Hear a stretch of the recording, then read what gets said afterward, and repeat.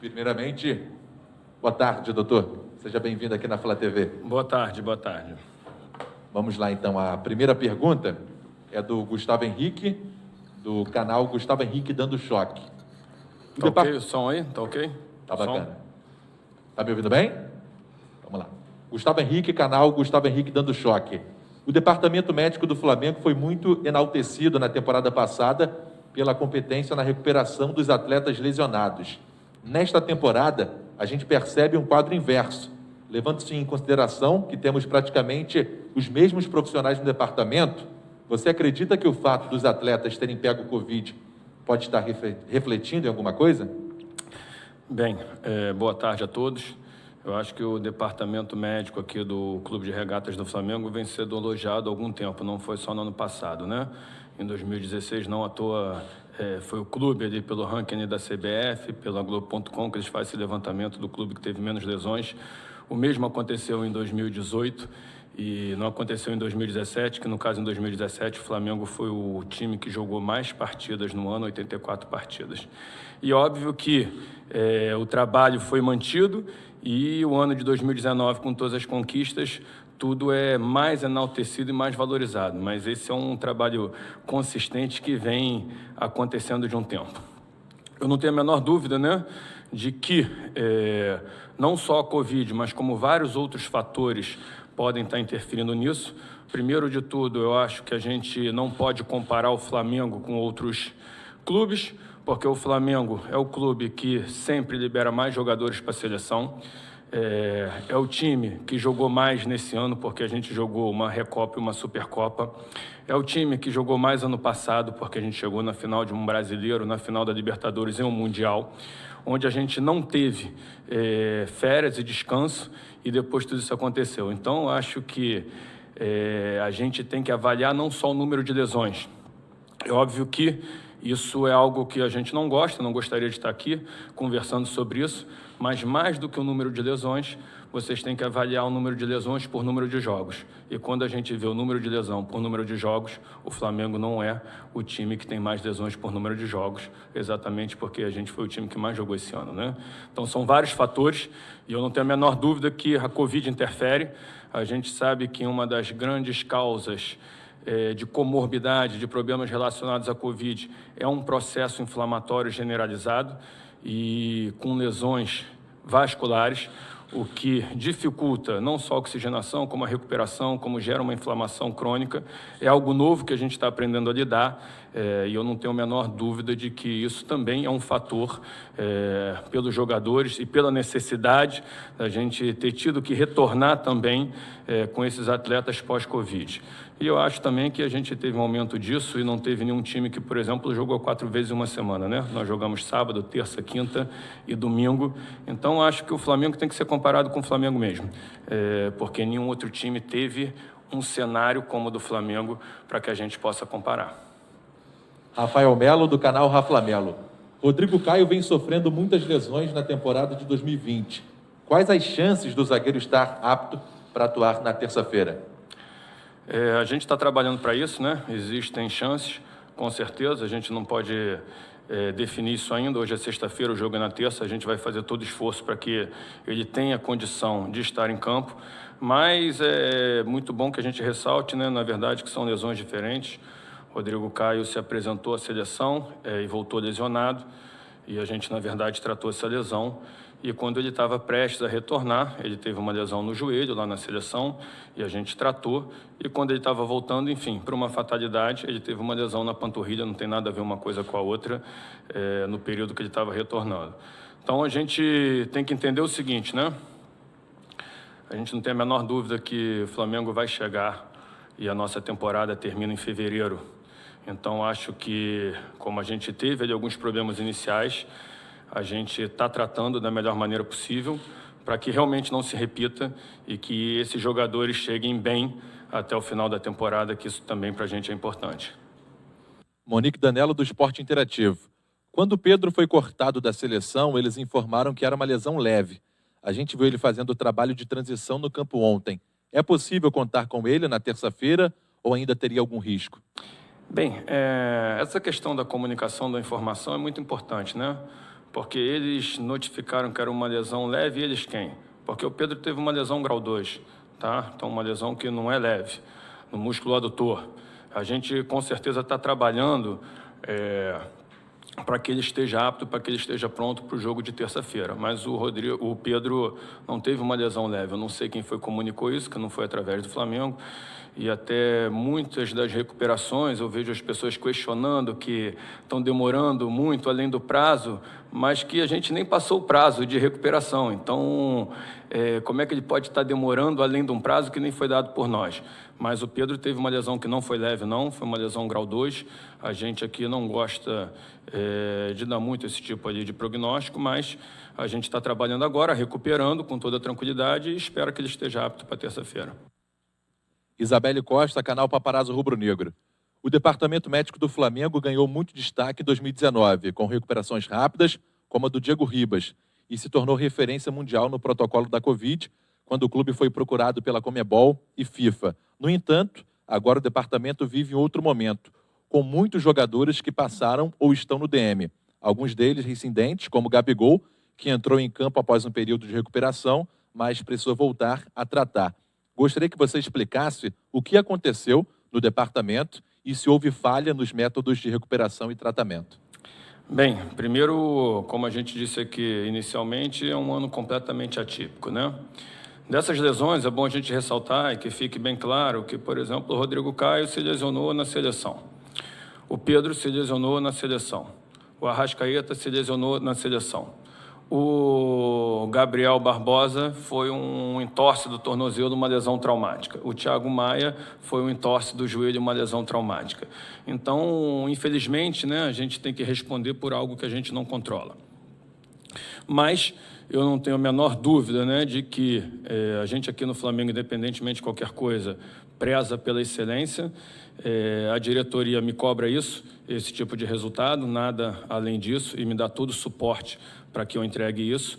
E uma vez que a gente tenha diagnosticado, entendido que o departamento médico, mesmo com todos esses motivos que eu acabei de dizer, com situações que fogem à nossa gerência, não estava entregando o padrão que eu acho que seria o ideal, e isso é um dos motivos até da gente ter feito algumas mudanças, como todos falaram aí, porque não só a torcida, a imprensa, nós também, eu particularmente, não estava satisfeito com isso, e a gente realmente fez essa mudança tentando melhorar e chegar no nível de excelência, como a gente sempre teve, é o que a gente busca, e eu não tenho a menor dúvida de que a gente está chegando nisso de novo e que as coisas vão se acertar e, como você falou, vai ser lembrado como em 2019, ou 18, ou 16, enfim, chegando lá no fim, que é o que a gente importa. Mauro Santana, canal do Mauro Santana. Até que ponto procede a informação de que a carga de trabalho para recondicionamento físico do zagueiro Rodrigo Caio teria provocado a lesão na panturrilha? E quais os cuidados para evitar que isto aconteça na transição para o campo? Bem, ele estava na transição de uma lesão do joelho e teve uma lesão na panturrilha, né?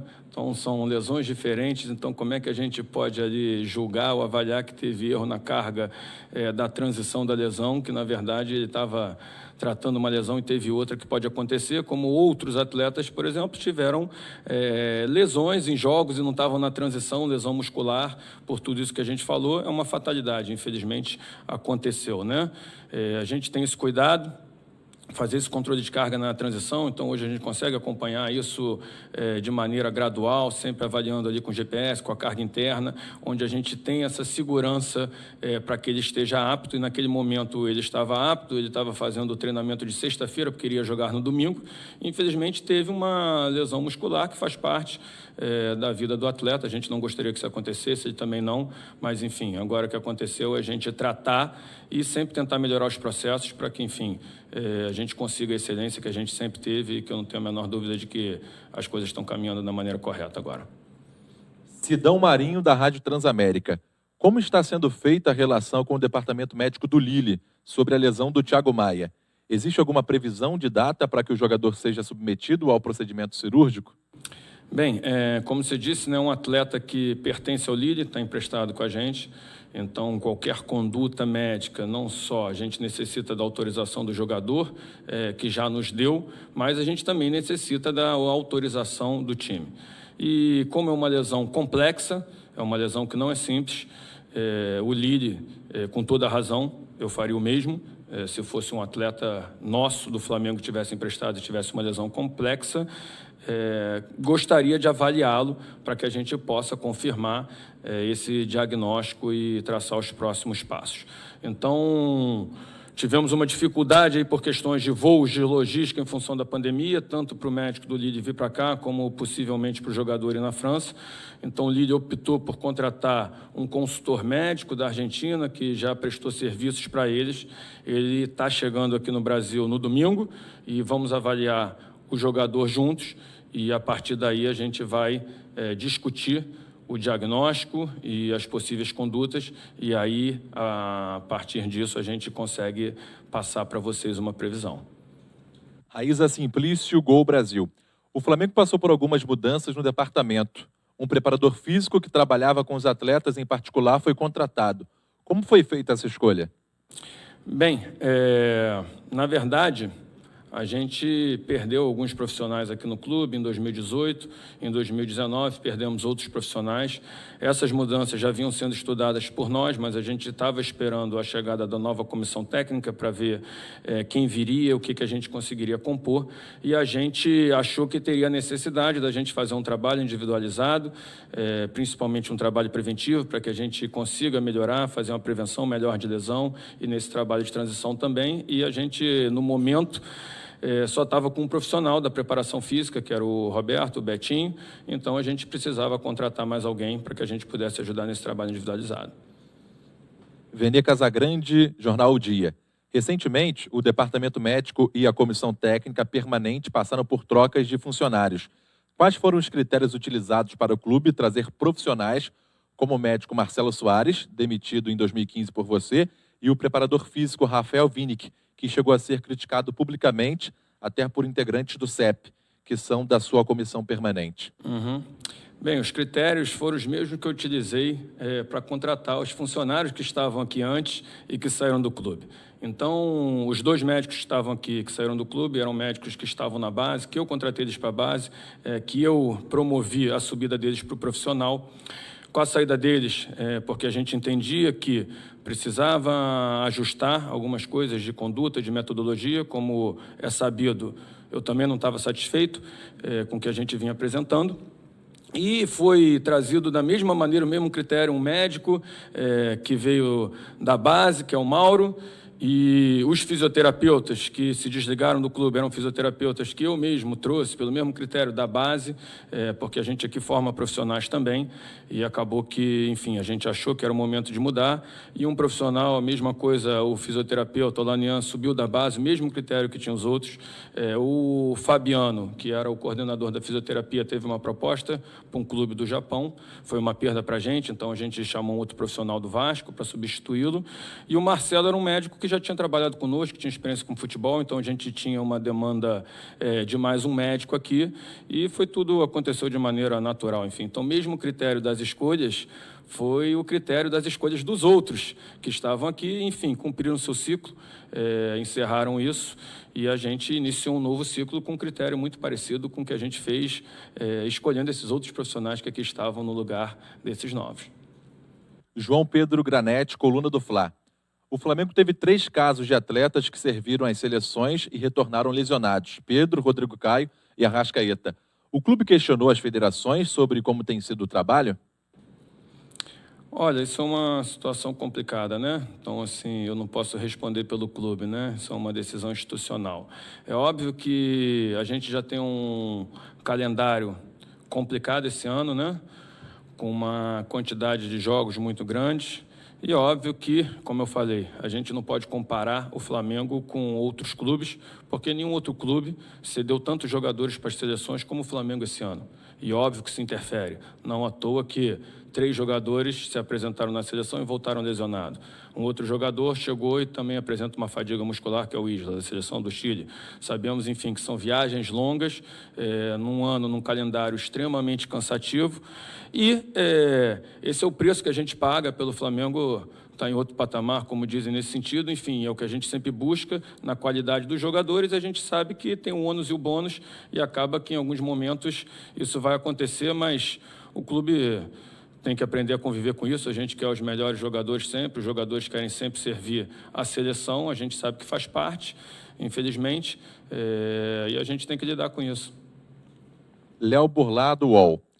Pegando a contratação do preparador Rafael Winick como gancho, as mudanças no departamento foram pedidas por você ou houve solicitação, interferência da direção de futebol? Não, todas as decisões das saídas do departamento foram decididas por mim. A diretoria simplesmente me deu respaldo, mas não teve nenhuma interferência da diretoria, foram todas decididas por mim e realizadas por mim, e eu assumo isso aqui completamente. Felipe Schmidt, do Globo Esporte. Por que as mudanças realizadas no departamento médico foram feitas neste momento específico do ano, com os jogos em andamento, um calendário apertado e não no fim da temporada? Bem, a gente já vinha estudando isso e a gente só não fez isso no momento porque ia ter uma mudança na comissão técnica e a gente esperou. E óbvio que existia essa possibilidade, né, de realizar isso no fim da temporada, mas, ao mesmo tempo, existia também, talvez, um descontentamento meu com o trabalho que vinha sendo aplicado aqui. Então, acho assim que, por mais que a gente saiba que toda mudança existe um impacto interno negativo, né, que talvez quando você possa levar até o fim do ano, e eu sabia que muitas cobranças viriam em função disso, mas eu acho que naquele momento preferi um fim com dor do que uma dor sem fim, né? Pedro Henrique Torre, ESPN.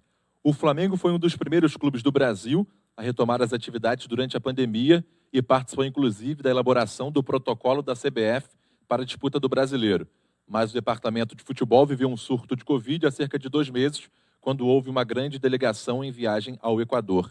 Ao observar o que ocorreu, existe análise de que o protocolo apresentou falhas de alguma maneira?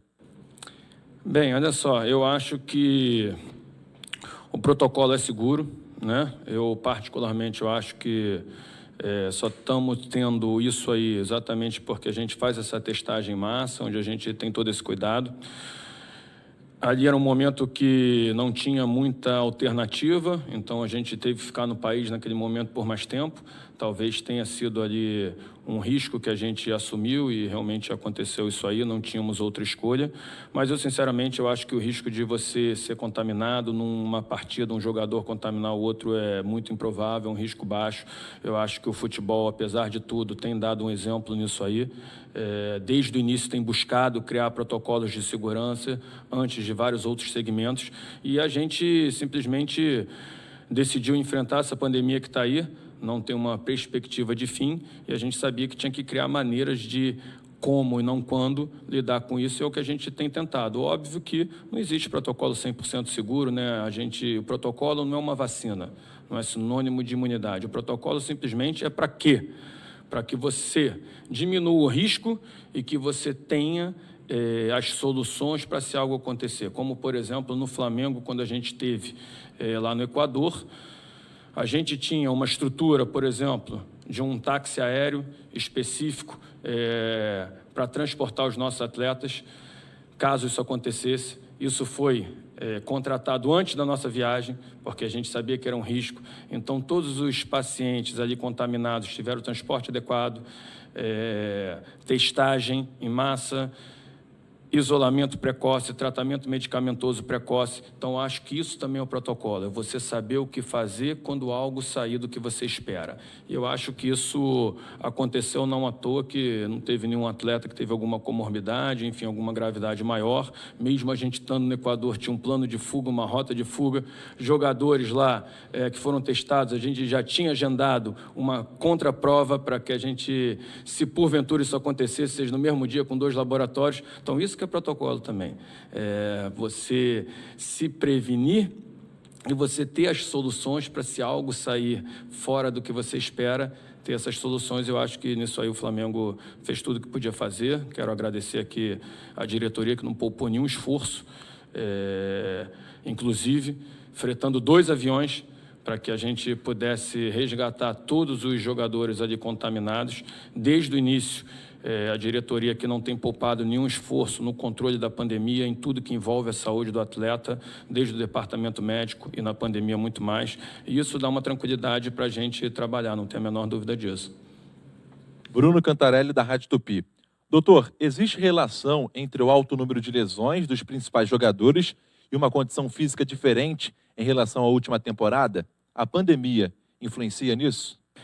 Sim, eu sempre digo o seguinte, né? A melhor coisa para prevenir lesão é o atleta bem treinado. E não só o atleta bem treinado, ele se lesiona menos, como recupera melhor. E óbvio que a pandemia, como você disse, né, o calendário, tudo isso atrapalhou a gente, o surto de Covid. Nesse meio tempo, a gente também teve uma mudança de comissão técnica, onde muda-se uma metodologia. Sempre que isso acontece, a gente tem um aumento ali do número de lesões, não foi com a última comissão técnica. Sempre que a gente tem essa mudança aqui no clube, em qualquer outro clube, isso é esperado. E eu acho que tudo isso aconteceu ao mesmo tempo e, consequentemente, ocasionou isso aí, né? A última pergunta do repórter Diogo Dantas, do Globo. O Flamengo vem alterando os processos de trabalho do CEP desde o ano passado, mas teve sucesso com os métodos de Jorge Jesus. Por que o clube resolveu reformular o departamento no meio de uma pandemia e contratar profissionais que nunca trabalharam no futebol, como o fisioterapeuta Diego Paiva e o preparador físico Rafael Winick? Qual é a pergunta de novo, por favor? Vamos lá. Diogo Dantas, do Globo. O Flamengo vem alterando os processos de trabalho do CEP desde o ano passado, mas teve sucesso com os métodos de Jorge Jesus. Por que o clube resolveu reformular o departamento no meio de uma pandemia e contratar profissionais que nunca trabalharam no futebol, como o fisioterapeuta Diego Paiva e o preparador físico Rafael Winick? Ok. Óbvio que, primeiro de tudo, né, o clube tem uma metodologia própria, mas o nosso desafio é sempre a gente encaixar essa metodologia com quem esteja chegando. Afinal de contas, o Departamento de Saúde e Alto Rendimento, ele está aqui para oferecer um serviço para o clube e para o treinador que está chegando. Então, a gente tem nossa metodologia e a gente está sempre se adaptando, e quando você consegue essa comunicação, esse entendimento melhor com a comunicação, a gente consegue um resultado muito bom, como aconteceu ali com o Jorge Jesus, como você disse, e como tem sido com o professor Rogério Ceni. Eu não tenho a menor dúvida que a gente vai chegar nesse nível de excelência. A reformulação a gente realizou exatamente por não estar satisfeito com o que a gente vinha apresentando. Enfim, a gente sempre quer um parâmetro de excelência e a gente achou que era um momento de mudar para que a gente conquistasse isso de novo. E a questão de trazer profissionais que nunca trabalharam com futebol, em algum momento eles têm que começar. Os outros que estavam aqui também, quando eu trouxe, nunca tinham trabalhado com futebol e começaram a trabalhar aqui no Flamengo. Então, enfim, faz parte. Eu aqui, óbvio que a experiência no futebol é importante, mas a qualidade e a capacidade técnica, para mim, assim, é superior. E os outros que estavam aqui também, eu, quando trouxe, nunca tinham trabalhado com futebol e aprenderam, enfim, e trabalharam, e nós somos gratos a ele, enfim, entregaram ali no momento, e a gente achou que, porventura, era melhor a gente mudar e para estar sempre melhorando os processos. Obrigado, doutor. É isso. Fim da coletiva do doutor Márcio Tanuri, gerente de saúde e alto rendimento do Clube de Regatas do Flamengo. Fim da